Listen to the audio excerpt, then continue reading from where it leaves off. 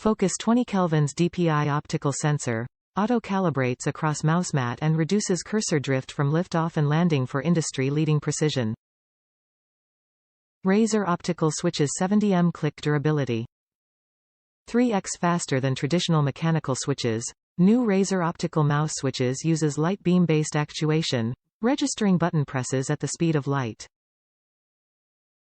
Immersive, customizable chroma RGB lighting, supports 16.8 million colors included preset profiles, syncs with gameplay and Razer Chroma-enabled peripherals and Philips Hue products. 8 programmable buttons, allows for button remapping and assignment of complex macro functions through Razer Synapse 3. Drag-free cord for wireless-like performance. Razer Speedflex cables eliminate the need for mouse bungees, drastically reducing weight and drag for absolute control. Top reviews from the United States. Really comfortable and visually pleasing. I had an older version of this mouse before it started having problems with its buttons and replaced it with this newer version. It's a great mouse and a good upgrade. Right away, I should note that you shouldn't get too confused by the 8 programmable buttons tagline.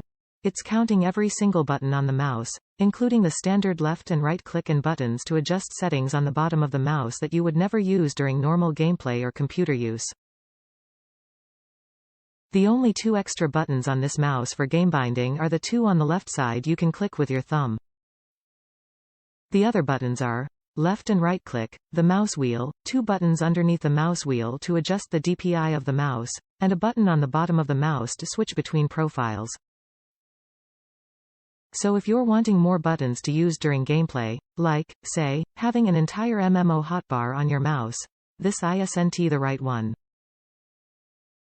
It's useful if you just want to have a couple of buttons that are easily accessed though. I like using my mouse buttons for stuff like push to talk and melee attacks in FPS games.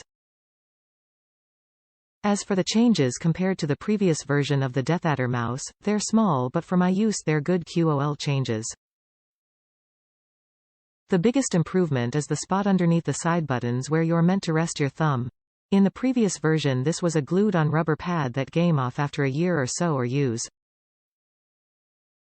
In the V2 mouse, it's now a textured part of the rest of the material of the mouse.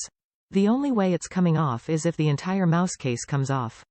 I could see the texturing being worn a bit, but that's certainly better than my thumb being gummed up by glue after the pad fell off.